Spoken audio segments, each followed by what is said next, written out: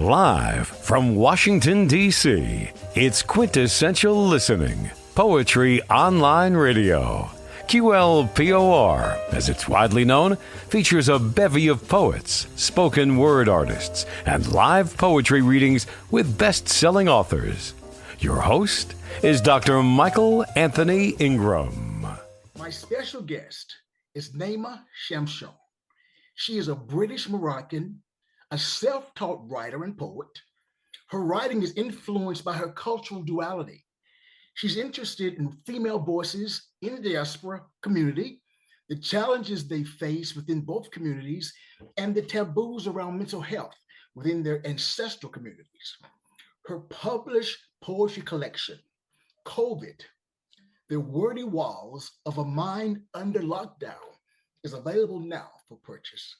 Nayma, welcome to the program. Hello, thank you for having me. Well, let's talk about poetry. Yes, please. Let's begin by focusing on your book, COVID, The Wordy Walls of a Mind Under Lockdown. What inspired it? Oh gosh, what inspired it?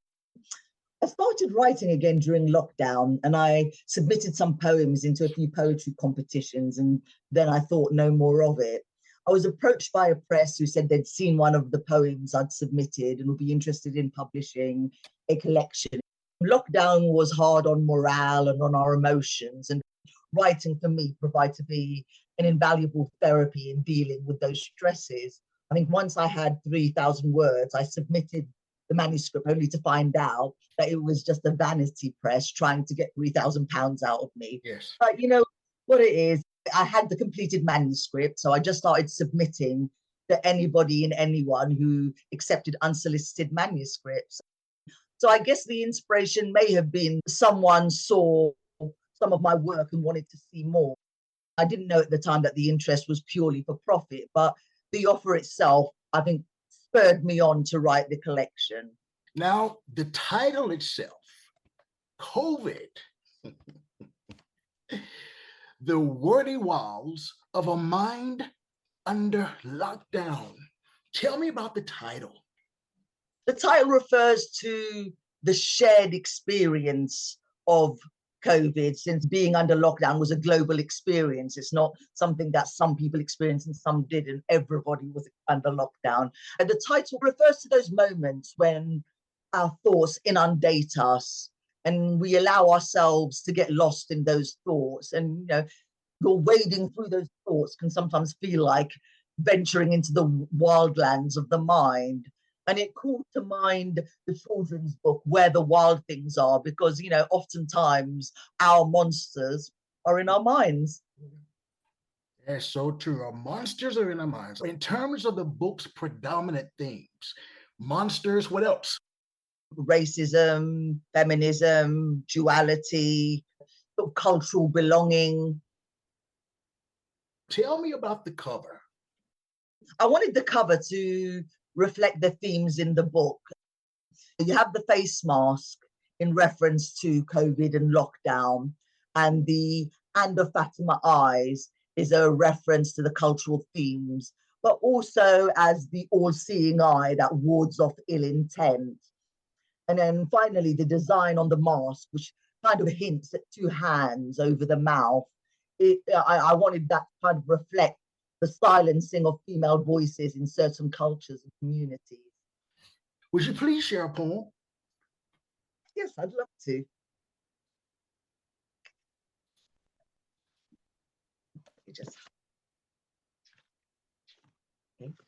No filter. This is me. Here I sit, growing into my age shadow, accepting my invisibility, rebuking my fragility. Am I irrelevant, wearing my wrinkles as I soften ashes? Should I reinvent myself for the applause of the social media masses?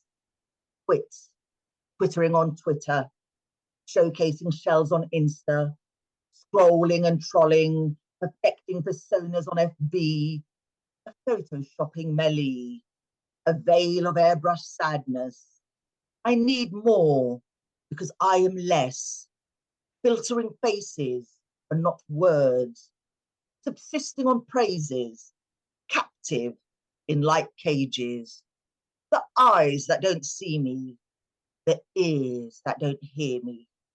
Should I put on my filter and dance to the hollow beat of a digital trance, a pound of flesh under the knife, erasing evidence of a lived life, fattening up my lips and arse, a fatted calf as a stranger berates me in the looking glass? Are my eyebrows on fleek? Am I scathingly savage enough? Am I too woke or not enough? I log in and await your critique. Let's celebrate the cover and not the book. Post a pic as the panel rates you. Have an opinion and we hate you. Immersing ourselves in the virtual brook. I have wandered the London streets, donning my expiry as an invisibility cloak, as the gaze of the lit quickly retreats before dissolving into the city's big smoke.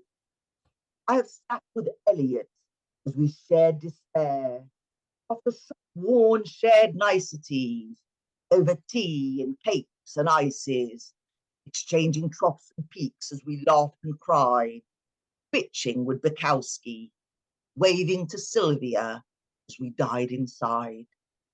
Empty voices filling the space with speech, their flawless faces behind a screen, me out of touch, them out of reach. A reality in the virtual scheme. I have haunted the void in between. Should I question the truth, us believing the lie? The hordes flock to TikTok, famous 15 minutes, to shock, to rock, to mock, to exhibit without limits. But I am old, and the light in their eyes has died. Thank you. Thank you. How did you decide which poems to choose for the collection? It was difficult. I shared the collection with my sister and with some of my friends who enjoy literature. And then I asked them to name the poems they felt had the most impact. So I used their choices as a framework, but then I also kept some that were close to my heart. So in terms of organizing them, are there sections? Tell me more. There was no real strategy other than of making sure that each following poem covered a different theme to its predecessor. I know that your book is a cultural fusion in terms of the vastness of the different topics that you write about. Is there one topic that you're most passionate about? Maybe that sense of reconnecting with our fellow man, whereas the world we live in, the world today, often feels that we are often very disconnected from one another. It feels very fractured. It just feels like there is always conflict. Nayma, please share another poem. Certainly. Okay. Let's have a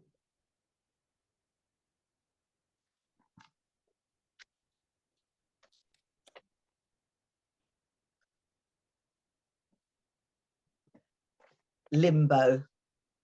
Africa calling, a convoy in the shadows, constant and ever present, a home, but not a home, anointing my edges. Still, I fit nowhere. Here, my name is foreign, my appearance questioned. But where are you from? Originally, probes Goldilocks, cornfields in her hair. I have reconciled with the damp, dark streets, pierced by dimples of obtrusive artificial light, illuminating an artificial pond, the sleazy sullied snickers of bawdry backstreet jokes, the women who reject, gazing at the floor, audaciously holding his gaze, jangle of life, the busy lives of others filtering into our busy breath. In in the darkened alcoves and desolate cubicles of existence, Sartre echoed, "You are in bad company."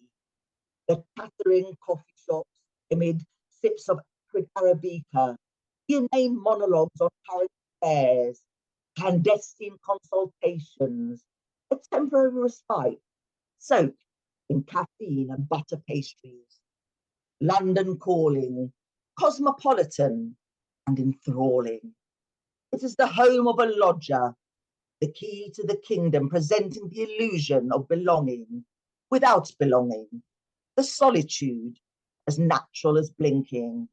There, my name is familiar, my appearance fusing with the dry alleyways and whitewashed facades, facing off a fierce sun in the hot pavement cafes, the once Ginsberg and Jean Genet sucked on mint tea.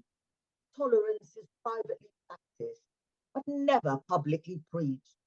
The lamb and cumin infused air that coils and slithers before reclining across your skin like an impermeable veil.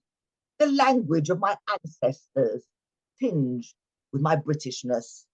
My speech fluent, yet betraying, as wide-eyed locals chuckle like a pacifying parent. You're not from here, are you?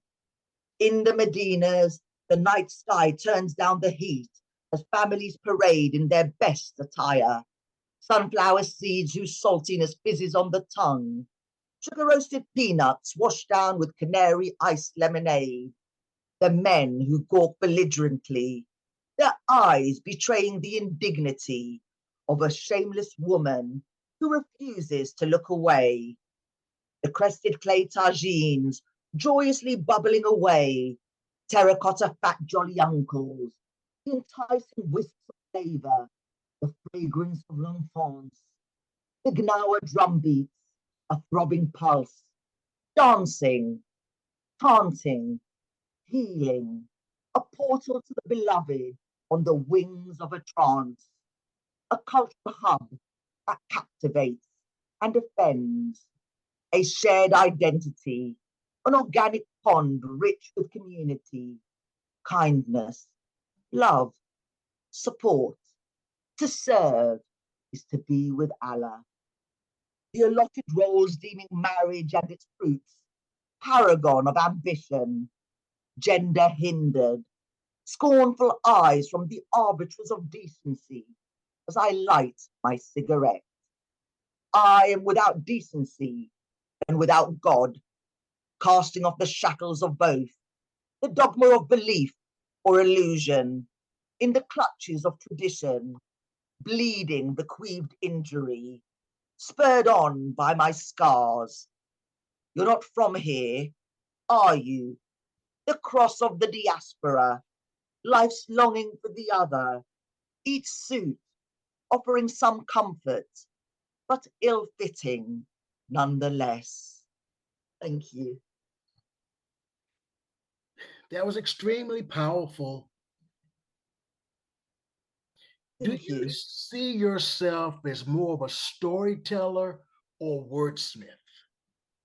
Gosh, maybe I like to think that I'm a little bit of both, that I take the reader on a journey and I try to create visual imagery with the words. Please share with me the titles of 5 of the poems in the book. Okay.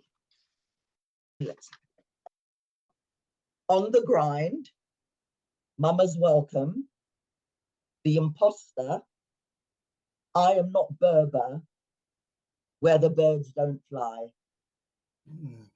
The poem, The Imposter, I'd like you to read that piece if you don't mind. Sure.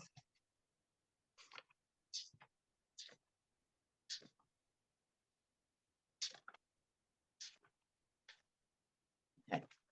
The Imposter.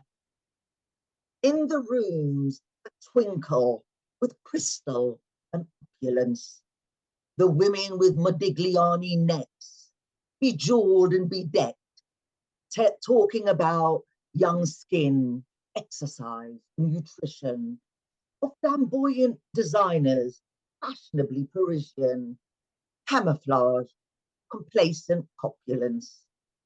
Men in Armani suits and Swiss watches, consuming business with malt whiskey, antidotes of St. Moritz and après-ski, an arcade of silver-spooned swatches, a spectre occupying the void in hand-me-downs and Primark shoes, a day tripper just passing through, the type you usually avoid, hair brittle and untamed, face conveying time's inflictions, no Botox or filler injections, expression caged and contained.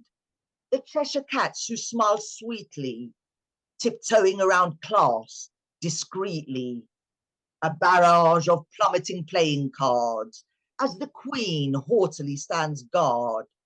I inhabit my place completely. The advantage advancing out of isolation, the fortunes that swell with predation. I am the stranger in my lady's chamber.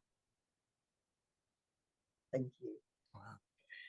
The reason that I asked for that particular piece, it was the title. I've felt like an imposter so many times as I've attempted to climb the ladder of success, whatever that is. So that's why titling a poem is so important. So what do you consider when you're titling a poem? I write the poem first always, and I think that I always feel like the title should reflect the poem, or at least, but not give too much away. Mm-hmm. Mm-hmm. I could write a love poem and just go for something very typical, or that would pretty much give away everything that the poem is about. But I like to give maybe like a short, maybe 2 or 3 words. Sometimes it's just one word, but it hints what inspired the poem. All right. So when you write, do you lead, or does the poem lead you? Oh gosh. I always feel like a poem leads me. I will get the strand of a poem, maybe a sentence or two, maybe even a stanza, but I never know where the poem itself is going or what themes it might explore. I just simply follow the strand of thought and endeavor to formulate that flow into words which are able to capture the emotional essence of that thought. Mm-hmm. Your poems, as I've had an opportunity to listen to you share your work, are very intricate as well as epic. How long does it take you to complete a poem?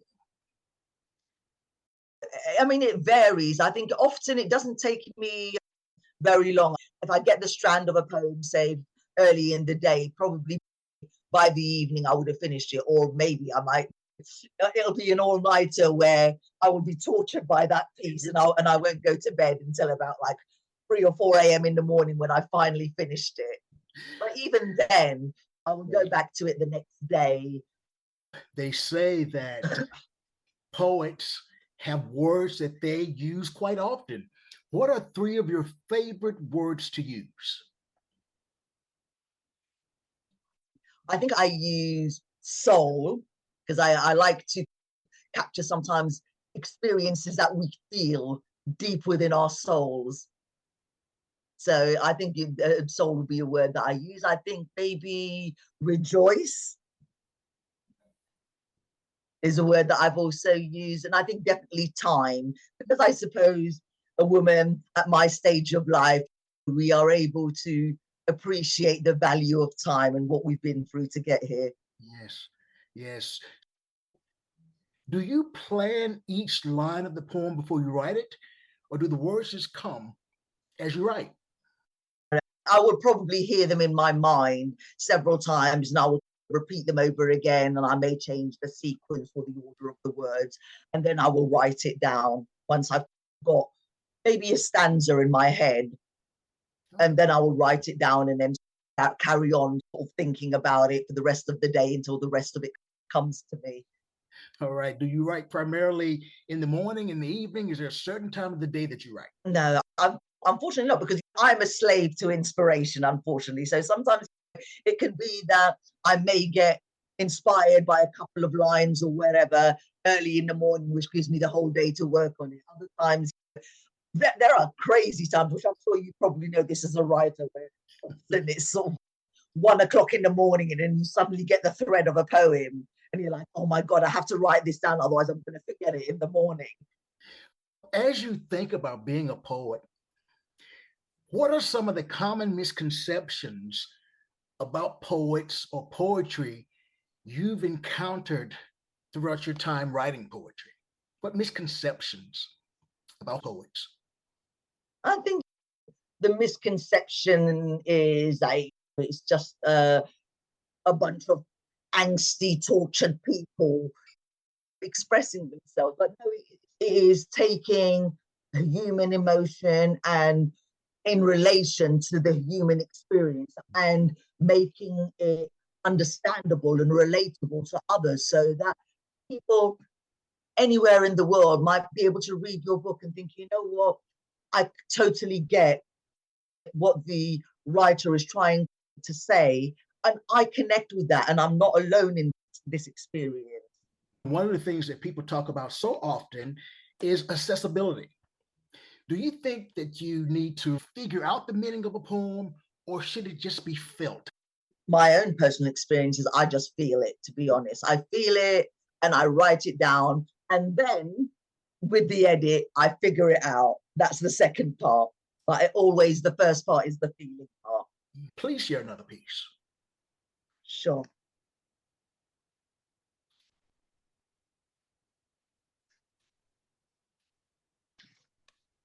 On the grind.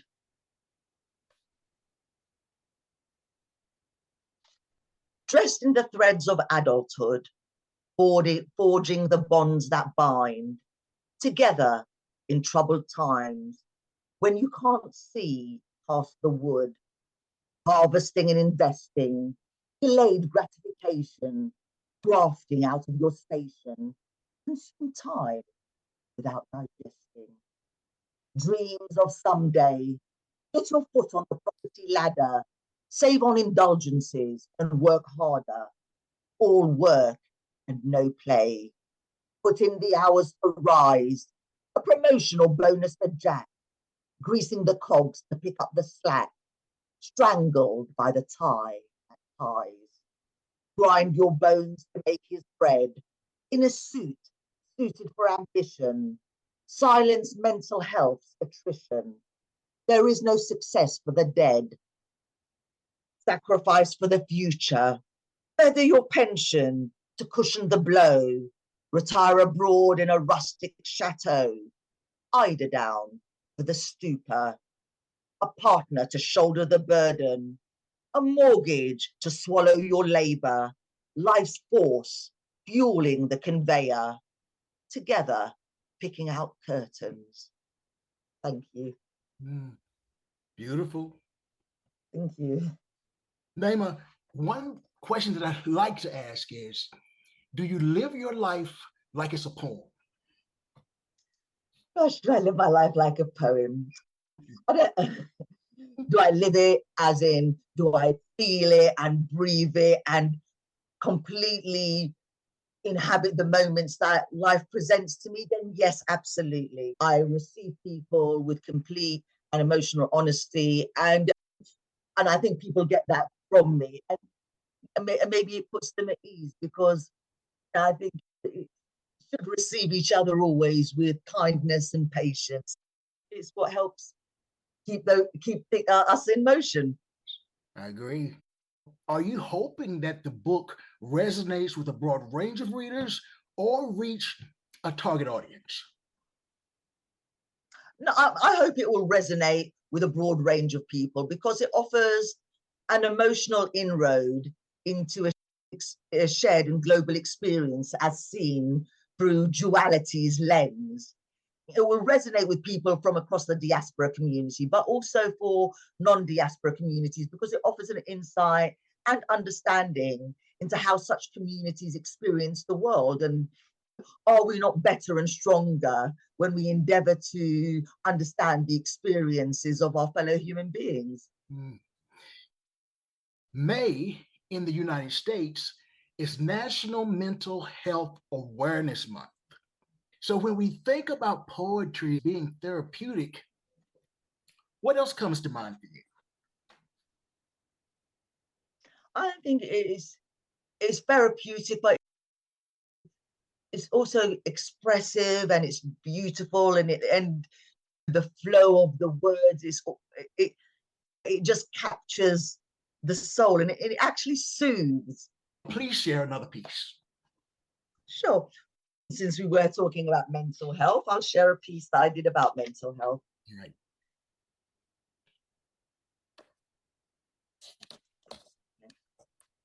Mapping the void. It is strange that one should feel so empty when the anatomy is stacked with life-enabling components. Where does one find the emptiness? Does it reside in the chambers of the heart, expanding with each slight until the seams tear apart? Maybe in the lungs, asphyxiating the bronchioles, squeezing out breath as you gasp and wheeze. Perhaps in the mind, laying waste to the limbic iodes, extinguishing sparks of hope as you wade through the dark. Where emptiness finds a home, a thirsty drop trickling into the briny deep, swaying the tide of the sea, quenched by our humanity. The shadows, sustained by the light, sometimes crashing against shores, others cooling our toes, occasionally rising like sea foam. Thank you. I really enjoy listening to you read your work. And I'm wondering, do you think a poem should be read aloud or experienced silently on the page? I think both have benefit, because sometimes reading poetry can feel like a very intimate and personal experience. When I'm reading poetry from a book, it does have that intimacy. So, and I feel everything I'm supposed to feel in that poem just by reading it silently to myself. But then I think I also enjoy hearing poetry read aloud, and certainly by the poets who write it, because then you get the sense of delivery of how they wanted that poem to be received.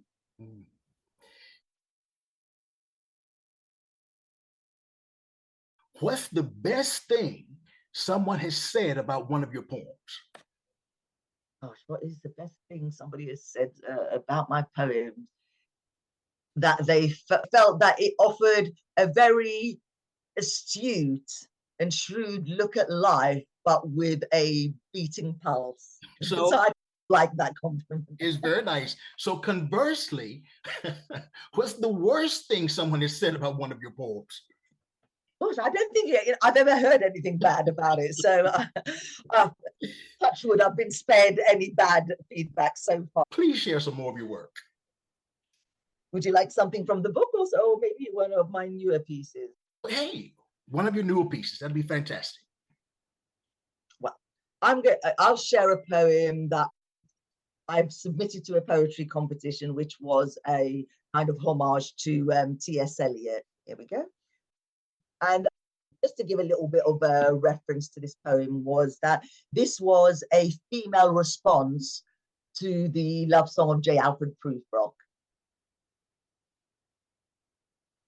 After Alfred, a response to the love song of J. Alfred Prufrock. This is how we stay, you and I, when the dying sun bleeds into the sky.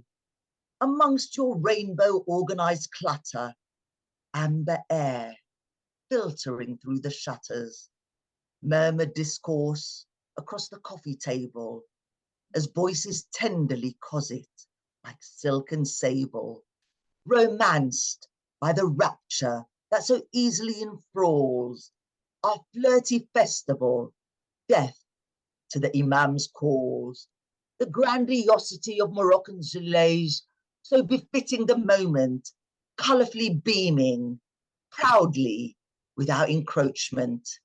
Darkness sifting into the room, a tagine ashtray with smoky plumes. In the Casbah, women stop and chat, talking of victory in the World Cup.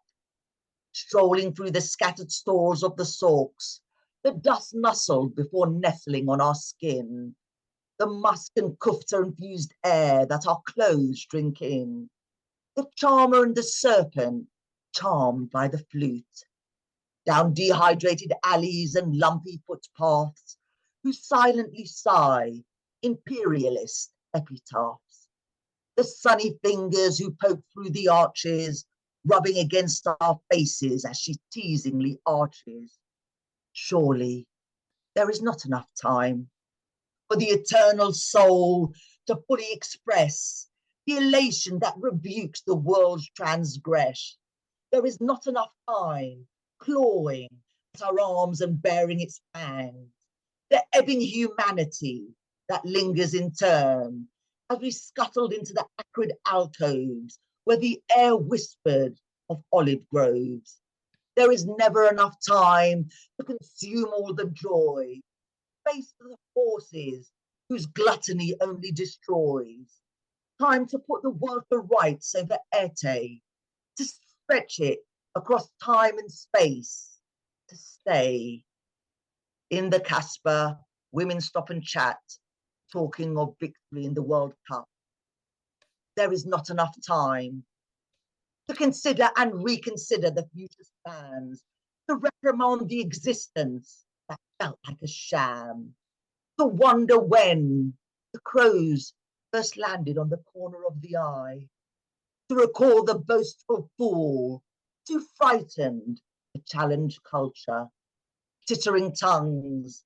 It is such a shame, what a wasted life, their pitying stares feigning care, stabbing like a knife. See how the colour drains from my cheeks and hair. I was once beautiful, my securities keeping me unaware. If I breathed you in and held my breath, could we stay, you and I, in eternity's depth?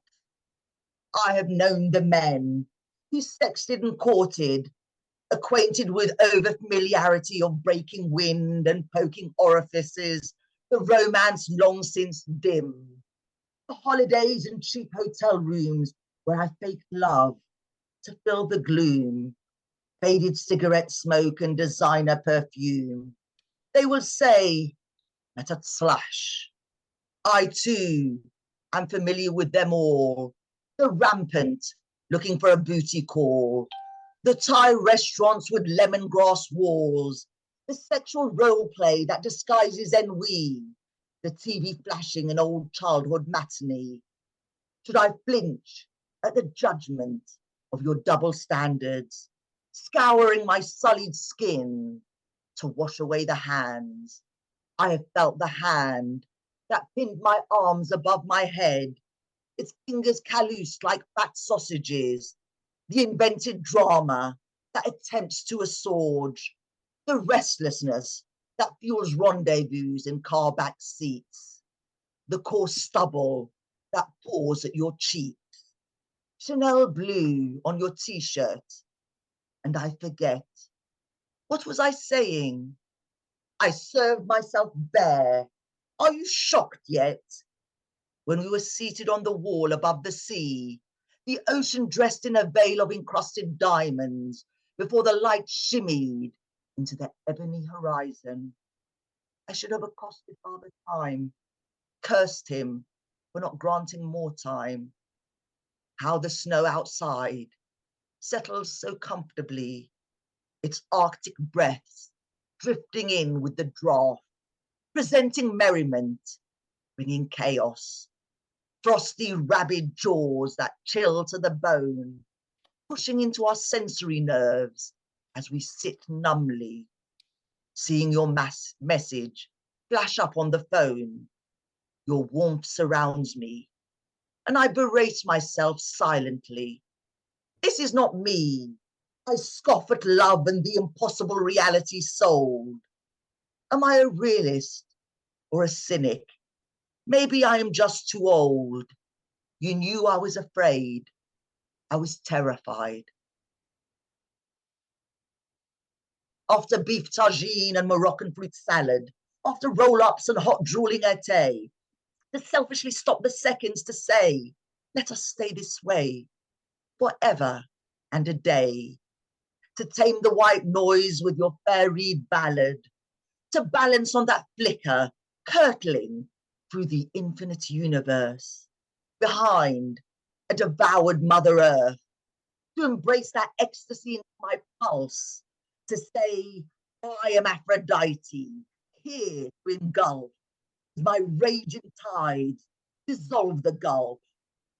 Cliche, age mockingly snickers, amongst the dyed paintbrushes and unfinished tableau, the water in the jar tinged with plum, the way you always place your hand behind your back, as the other moves across the canvas like a bird in flight, simultaneously awed and struck dumb. You are somewhere else, in the contours, only an artist knows. Glimpses of joy and sorrow, in a coat of many colors, where we spoke only in the tongue of our mother, our clothes tossed on the floor, the eyes who lap up and store, a catalogue of mannerisms to recall. I pleaded with time to mercifully stall. Christmas looms and festivity finds no place in my will. Maybe the frenzied buying and gluttonous eating will obliviously pass me by if I just sit really still.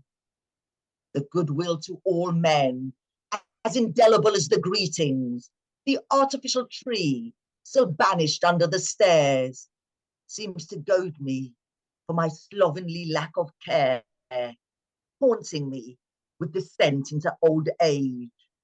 But I am so tired and all out of rage. Should I fritter away my pittance on age-defying creams, popping silicone, eating superfoods, and drinking green tea?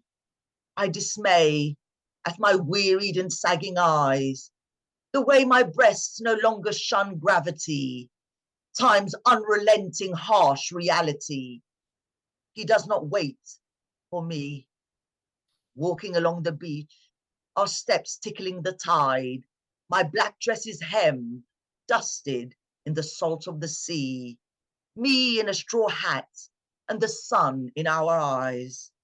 I would spend it all, gobble it all, night and day, wildly laughing in the face of advancing grey, if I thought it would keep us forever. Thank you.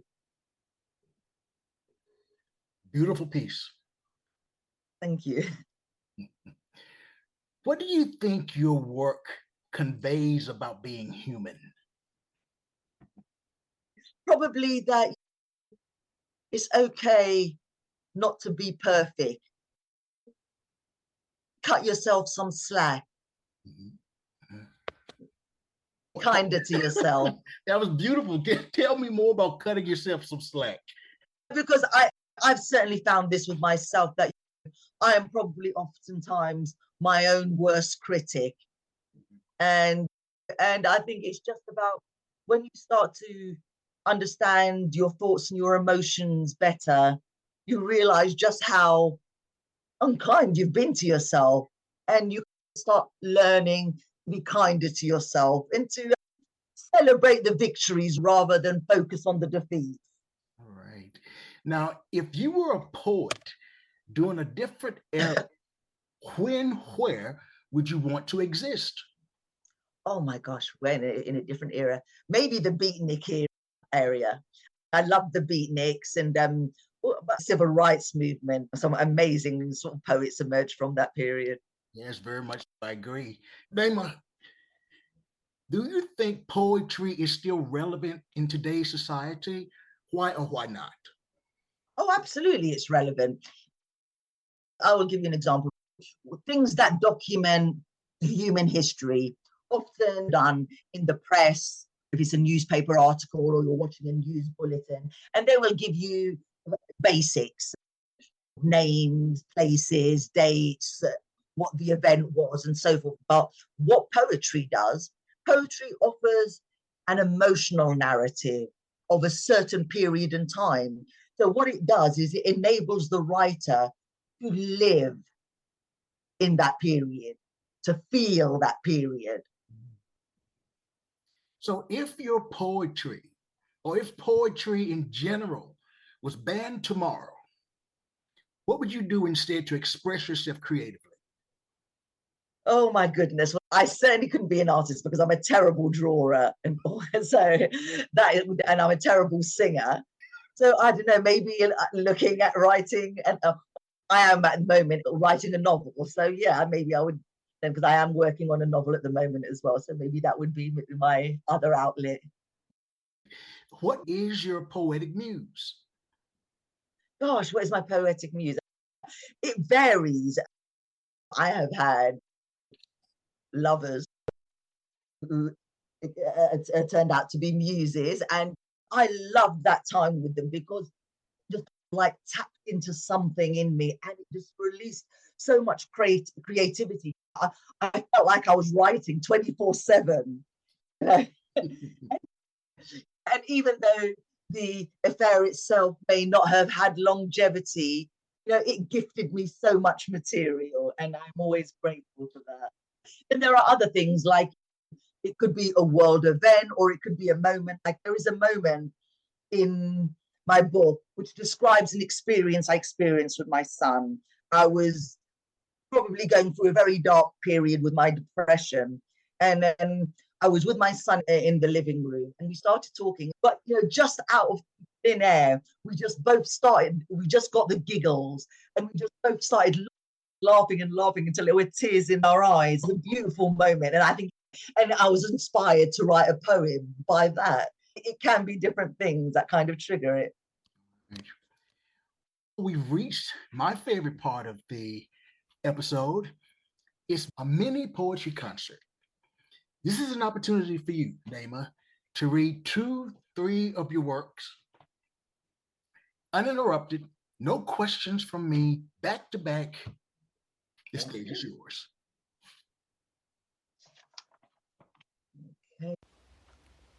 Mapping the void. It is strange that one should feel so empty when the anatomy is stacked with life-enabling components. Where does one find the emptiness? Does it reside in the chambers of the heart, expanding with every slight until the seams tear apart? Maybe in the lungs, asphyxiating the bronchioles, squeezing out breaths as you gasp and wheeze. Perhaps in the mind, laying waste to the limbic nodes, extinguishing sparks of hope as you wade through the dark, where emptiness finds a home, a thirsty drop trickling into the briny, deep swaying tide of the sea, quenched by our humanity, the shadows sustained by the light, sometimes crashing against shores, others cooling our toes, occasionally rising like sea foam. The bat and the ball, waiting to be picked, the popularity prefect bringing relief or dread. If you're from somewhere else, you won't be chosen unless you can help them win. My chances are slim. I'm nobody's first pick. The eyes that replay, the intolerance served at home. Hattie will choose me, she's a shoo-in, putting all her power behind the bat, the ball's breaking impact as it soars high above their heads, light as air. Hattie says, "We got to have each other's back. We're all foreigners here," occasionally accepted as friends, until anger brings the bad words, reserved for the brown hordes, inspired by the angry man on TV. Canned laughter, key, key, key. She says, bun dat, take no crap. We are people too. Dangling acceptance, the playground power plays that stalked the days, the face of imperialism mirrored in the shallow pool of childhood schisms. Hattie, a rapid dark streak, bolting towards fourth base. The bats from strong trunks, winning for endurance. Round trip. Bowie on the radio with the young Americans, the children of Woodstock dancing to glam rock, the new kids on the block, here to hamper the old guard's plan. The children of the revolution flipping over tables, emerging out of the sable, of the shadow of war and the values of yore, with tie-dyed solutions. A jubilant Generation X, born into free love and contraception, consciously tripping on introspection, parading placards to the apex. Now, the cat with the cream, tabling corporations, completely immersed, putting America first, free love, grubbily immoral, drugs, the sin of the amoral, begrudging in MAGA hats, rejecting the fake facts, the tangerine you guard of the grump generation, angry anarchists to judge, once believing and idealistic, now disbelieving and realistic. Their booze noses purple as they come full circle, disillusioned and resentful, conservative and fundamental, spewing sanctimonious scorn. Where have all our heroes gone? Nursing a grey, diseased grudge. An ill wind of blustery blather rolls over the matters that matter. The obedient old Americans silencing the young Americans. What did you learn about yourself writing COVID, the wordy walls of a mind under lockdown, or just in general? I learned that I am more capable than I believed I was. If you told me 2 years ago that I would be published and performing my work to an audience, I would have thought that you were crazy. But I think I also learned to work through my emotions rather than try to avoid them. I learned how to confront them, dissect them, and glean the message from the chaos. Wow, very nice. You're an incredible poet. Incredible. Where do you go from here? What's next for you creatively? Creatively, I'm currently submitting my second manuscript to publishers, and I'm editing my third collection. Where can we purchase your book? My book is available to buy at Micah Press, my publisher's website, but also on Amazon, Barnes and Noble, Waterstones, and all good poetry retailers. Here's one final question. Where do you think poetry is headed in the future?